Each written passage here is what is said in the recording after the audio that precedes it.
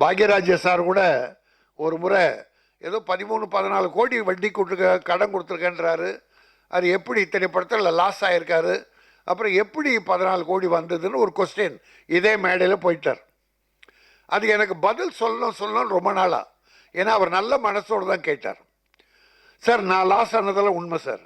டோட்டலாக 3 கோடி ரூபாய் இழந்திருக்கேன். சின்ன படம் பெரிய படம். சின்ன படத்தில் சில லட்சங்கள் தான் லாஸ். பெரிய படம் எடுத்தேன், பல கோடிகள் லாஸ். அந்த கடன் எல்லாம் நான் ஏற்கனவே வாத்தியார வேலை பார்த்து ஷிஃப்ட் ஸ்கூல், எனக்கு 18 வருஷம் school teacher, corporation school Chennai, அரைநாள் ஸ்கூல். மத்தியானத்துக்கு மேலே எனக்கு ஒரு சைக்கிள் இருந்தது. அந்த சைக்கிளில் கட்பீஸ் மார்க்கெட்டு போய் ஹோல்சேலில் துணிகள் வாங்கி என் சைக்கிள் எடுத்துகிட்டு மவுண்ட் ரோடு வருவேன். அங்கே இருக்க பேங்க், கவர்மெண்ட் ஆஃபீஷியல்ஸ் எல்லாருக்கும் இன்ஸ்டால்மெண்ட்டில் துணி கொடுப்பேன். மாதமான வசூல் பண்ணுவேன். அப்போ வாழ்க்கையை நடத்தி குழந்தைகளை காப்பாற்றி வந்தேன். பிறகு பணம்லாம் சேர்த்து படம் எடுக்க ஆரம்பித்தேன். எடுத்த உடனே கொஞ்சம் நல்ல லாபம் வந்தது. கடைசியில் லாஸ் வந்தது. அதை அந்த அனுபவம் துணி வியாபாரம் பண்ண பாருங்க. அதை இப்போ மறுபடியும் ஆரம்பித்து KR silk, K Rajan silk wholesale பண்ணேன். பேலாக வாங்கி மாற்றினேன். அப்படி ஒரு 6 வருஷம் பண்ணதில் ஒரு பணம் எனக்கு வந்தது. அந்த பணத்தோட என் மீது நம்பிக்கை கொண்ட ஒரு 3 நண்பர்கள், ஆளுக்கு 1 கோடி 3 கோடி, என்னது ஒரு 3 கோடி, 6 கோடியை வச்சு தான் சினிமாவுக்கு ஃபைனான்ஸ் பண்ணிட்டு இருக்கேன். அந்த 6 கோடி தான் 4 வருஷமா வட்டி வரல. 4 இயர்ஸ் சார் வட்டி கொடுக்கல சார் யாரும். இப்போ உடம்பு சரியில்லாம 2 வருஷம் இருந்து சொன்னேன், மருந்து வாங்க காசு கிடையாது சார். ஏன்னா கொடுக்கவே இல்லை யாருமே. நான் கொடுத்ததெல்லாம் சின்ன ப்ரொடியூசர்ஸ். ஏன்னா அந்த படம் ரிலீஸ் ஆச்சுன்னா அவங்க கொடுத்துருவாங்க. அதில் ஒரு 3 பேர் தான் மோசடிக்காரன். மன்னாதி மன்னர்கள், பல பொறுப்புகள் இருக்கானுங்க. அந்த மன்னாதி மன்னர்கள் எனக்கு 2.25 கோடி தரணும். 4 வருஷமா வாங்கின நாள்ல இருந்து வட்டி இன்ன வரைக்கும் கொடுக்கல.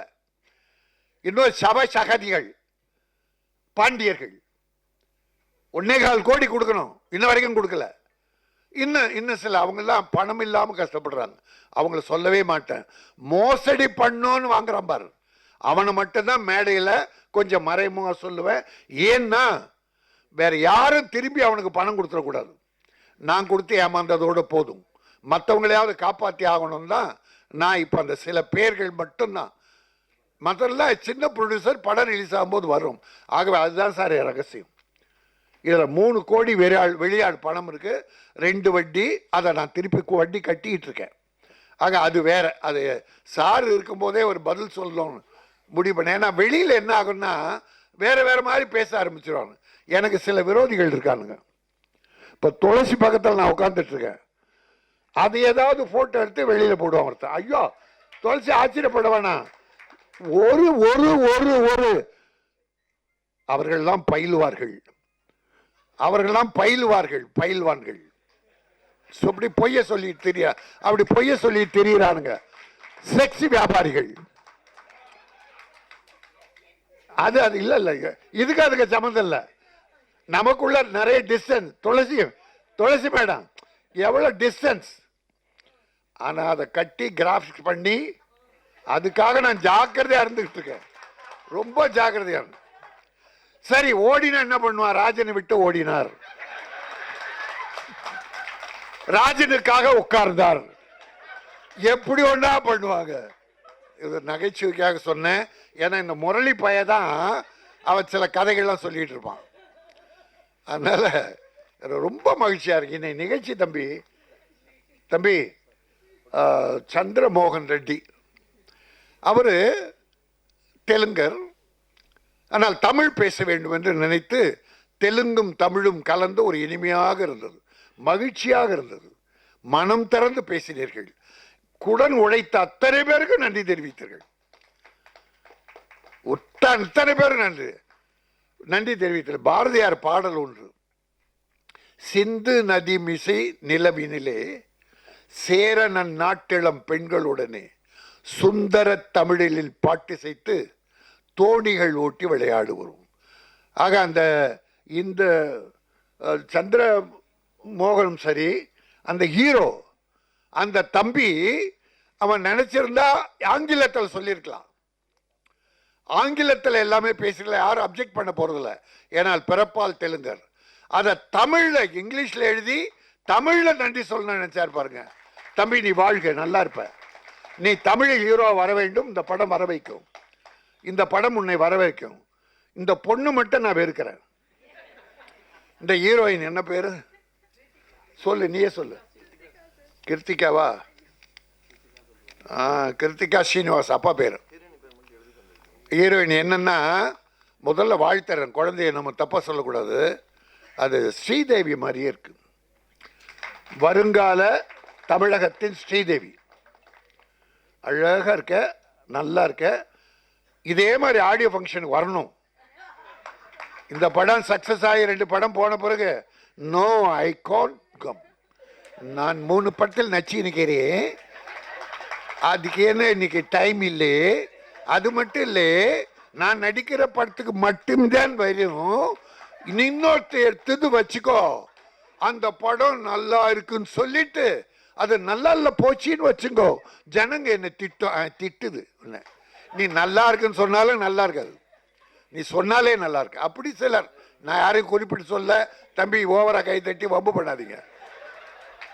நான் யாரையும் குறிப்பிட்டெல்லாம் சொல்ல சார், சும்மா ஒரு தமாஷுக்கு. மத்தியான நேரம் நான் ஆக்சுவலா 3 to 4 தூங்குற நேரம்.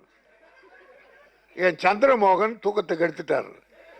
நான் ஒரு 5 ரூபாய்க்கு ஆசைப்பட்டு வந்தேன்.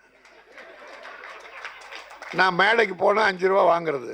அதே என் விநியோக ஜோசப், அந்த 5 ரூபாய் யாருக்காக இந்த கஷ்டப்பட்டேன் தூக்கின விட்டேன்னா என் விநியோகஸ்தர்.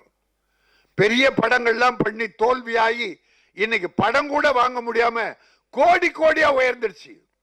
புண்ணியமா எம்ஜிஆர் ஒருத்தர் தான், புண்ணியமா சிவாஜி கணேசன் ஒருத்தர் தான். அவங்க படங்கள் மிகப்பெரிய நடிகர்கள், சாதனை படைத்தவர்கள். அவங்க சம்பளம் எவ்வளவு தெரியுமா? பல 10 படங்களுக்கு 1 லட்சம், 1.25 லட்சம், 2 லட்சம் தான். எம்ஜிஆர் 1 லட்சம், 1.25 லட்சம் தான் வாங்கிட்டு இருந்தார். 5000, 10,000 தான் ஏத்துவார் ஒரு படத்துக்கு. கடைசியில் 5 லட்சம் ஒன்று வாங்கினாரு. அதுக்கப்புறம் 8 லட்சம் சம்பளம் வாங்கினார். அந்த 5 லட்சம் எப்படி வாங்கினார் தெரியுமா? ஒளி விளக்குன்னு ஒரு படம், SS வாசன் எம்ஜிஆர் கிட்ட போறாங்க, சார் எங்களுக்கு ஒரு படம் பண்ண ஜெமினி பிலிம் பண்றேன், ஆனா ஒரு கண்டிஷன் சார். எம்ஜிஆர் கண்டிஷன் போடுறான், ஏன்னா அவர் முதலாளி தான் கூப்பிடுவார், கடைசி காலம் வரைக்கும் முதலாளி தான்.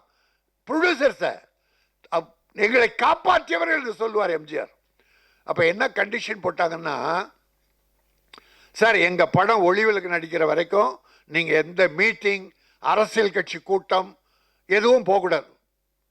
5 months இல்ல 3 months எங்களுக்கு டேட்டை கொடுத்து நடிச்சு முடிச்சுட்டு எங்க ஒண்ணா போங்க.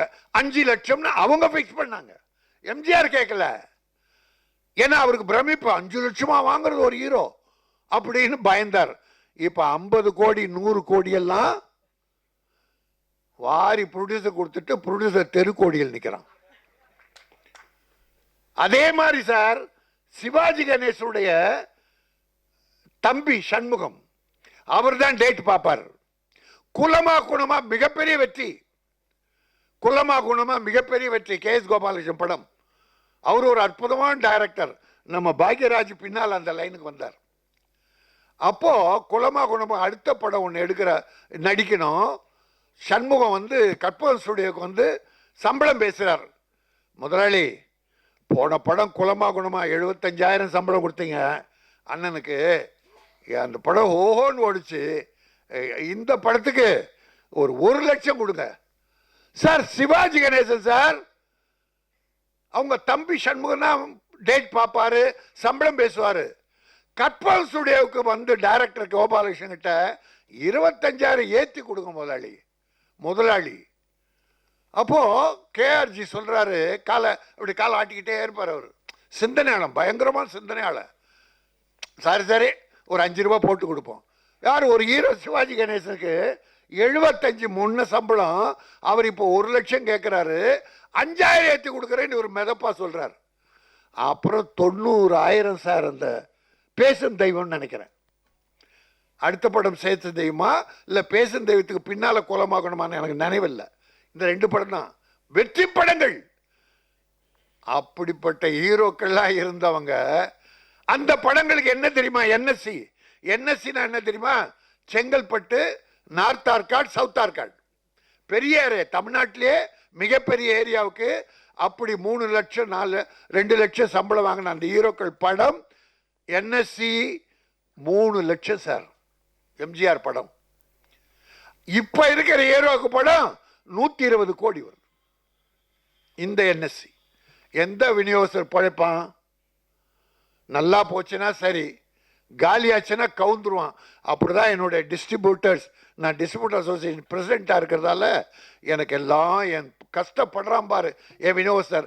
சார், படத்தில் முதலீடு போடுபவர்கள் தயாரிப்பாளர்கள், அடுத்தது விநியோகஸ்தர்.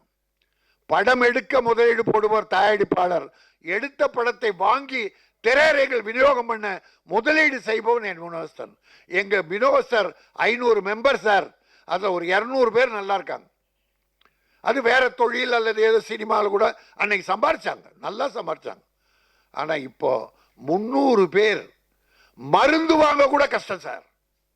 மருந்து வாங்க கூட. அதில் ஒரு உறுப்பினர் தான் எங்க பாக்யராஜ் சார் இருக்காரு, அவர் மனைவியும் இருக்காங்க. அவ்வளோ கஷ்டப்படுறாங்க. அதனால என்ன பண்ண, நான் எலெக்ஷன் ஜெயிச்ச உடனே ஒவ்வொரு 1000 ரூபா ஒரு வீட்டுக்கு ஒரு மெம்பருக்கு, கஷ்டப்படுறவங்க எல்லாருக்கும் 100 பேர் செலக்ட் பண்ணி 1000 ரூபா கொடுக்குறேன் சார். இப்போ மாதம் 1 லட்ச ரூபா நான் எங்கேருந்து வாங்குறேன்? ஒரு படம் பக்காசூரன் ஒரு படம் ஆக்ட் பண்ணேன். அந்த தம்பி 3 லட்சம் எனக்கு சம்பளம் கொடுத்தான். அதில் 1 லட்சம் அப்படியே வினோத சங்கத்துக்கு கொடுத்தேன், இன்னொரு லட்சம் அடுத்த மாதம் கொடுத்தேன். அப்புறம் ஐஸ்வரி கணேசன் மாப்பிள்ளை கிட்ட ஒரு 5 லட்சம் வாங்கி அதை இப்போ கொடுத்துக்கிட்டு வர்றேன். இன்னும் 2 மாதம் கழித்து நான் இன்னொரு படம் ஆக்ட் பண்ணுறேன், அதில் எனக்கு ஒரு 2 லட்சம் கொடுக்க, அது 1 லட்சத்தை விநியோக சங்கத்துக்கு கொடுக்குறேன். அப்போ என் மெம்பர்களை காப்பாற்ற என் பொறுப்பு. அதில் இன்னும் மனைவி நோய்வாய்ப்பட்டா மருத்துவத்துக்கு பணம் இல்லை. அதனால இப்போ தமிழக முதல்வரை அணுகி தமிழக முதல்வரின் காப்பீடு திட்டத்தின் மூலமா அவங்களெல்லாம் இன்சூரன்ஸ் பண்ண போறேன். அதில் ஒரு நண்பர் ஓஹோன்னு பெரிய படங்கள் பண்ணிட்டு இன்னைக்கு ஒன்றும் இல்லை, கஷ்டப்படுறாரு. அந்த நண்பர் ஜோசப். ஜோசப் எங்க? ஜோசப் சார், அந்த கவரிங்க அநேகமாக கூச்சப்படுறாருன்னு நினைக்கிறேன். நல்லா வாழ்ந்தவங்க சார், நல்லா ரைட். உங்கள் சார்பில் நான் அவர் கொடுத்துற வருவார் நினைக்கிறேன். இந்த 5000 ரூபா அவருக்கு மனைவிக்காக. ஆக அது அது ஒன்று. அது இடையில நான் ஒவ்வொரு இதுக்கு அதுக்காக என் ப்ரொடியூசர்கிட்ட நான் இதை வாங்குறேன், வாங்கி அப்படியே அவங்க குடும்பத்துக்கு கொடுக்குறேன். அந்த இந்த நிகழ்ச்சியில் ஒரு தர்மம். சரி, இந்த ஆடியோ ஃபங்க்ஷனுக்கு 2 லட்சம் 3 லட்சம் செலவாகும். அதில் நியாயமான செலவு ஒரு 1.5-2 லட்சம் சில சில வகையில் போகும். அதில் இது ஒரு தர்மம். ஆக அவர் மூலமாக என் விநியோகஸ்தர் கிடைக்குது. ஆக இந்த ஒரு அற்புதமான சாங்ஸ், நல்ல சாங்ஸ். தம்பி ரதன், அது இயற்கை தமிழன், கும்பகோணத்துக்காரர், தமிழகத்தில் பிறந்தவர். ஆனால் தெலுங்குக்காரங்க அழைச்சி அவர் திறமையை பாராட்டி படங்கள் கொடுத்து சக்ஸஸ்ஃபுல் பிக்சர்லாம் பண்ணியிருக்கார் தெலுங்கில். அதில் என்னுடைய சந்திரமோகன் கூப்பிட்டு தமிழ் படம் பண்ணுன்னு கொடுத்துருக்காரு. பாட்டுகள் பிரமாதமாக இருக்கு. அவர் பேச்சு என்னை ரொம்பவும் கவர்ந்தது.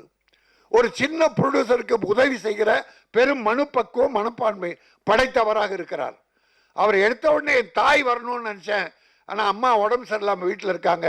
சொன்ன உடனே தாயை தெய்வமாக தந்தையை தெய்வமாக வணங்குற நீங்கள் நிச்சயம் பெரிய ஆள் வருவீங்க, மிகப்பெரிய ஆள் வருவீங்க. அதே போல ஹீரோ கூட அம்மா அப்பா வணங்கினார். நான் அவர்களெல்லாம் வணங்குவேன். நான் இந்த பொண்ணை ஏன் திட்டினேன்னா, தமிழ் நல்லா பேசுச்சு, அழகாக பேசுச்சு. இடையில 2 இங்கிலீஷ் வார்த்தை விட்டுடுச்சு. தமிழில் வார்த்தை இல்லைன்னா இங்கிலீஷுக்கு போனேன். தமிழே பேசு, தமிழ் உன்னை அணைக்கும், ஆதரிக்கும், வளர்க்கும். அப்புறம் நீ இந்திக்கு போ, ஸ்ரீதேவி மாதிரி போடிக்கு அப்புறம் கல்யாணம் பண்ணிக்காத. நல்லாவா? நல்லா இருக்கு. எனக்கு ரொம்ப அந்த பாப்பா, அந்த குழந்தையோட முகம் ரொம்ப சாமியாக நல்லா இருக்கு. Hero handsome hero. நீங்கள் 2 பேரும் நல்லா வரணும் தம்பி. அது என் தமிழ் திரையை உங்களை முதல்ல ஆதரிக்கணும். தெலுங்கு நல்லா இருக்கு சார், தெலுங்கு நல்லா இருக்கு. தமிழை கெடுத்தவர்கள் இப்போ தெலுங்குக்கு போயிட்டு இருக்காங்க. இந்த படம் வெற்றி பெற வேண்டும்.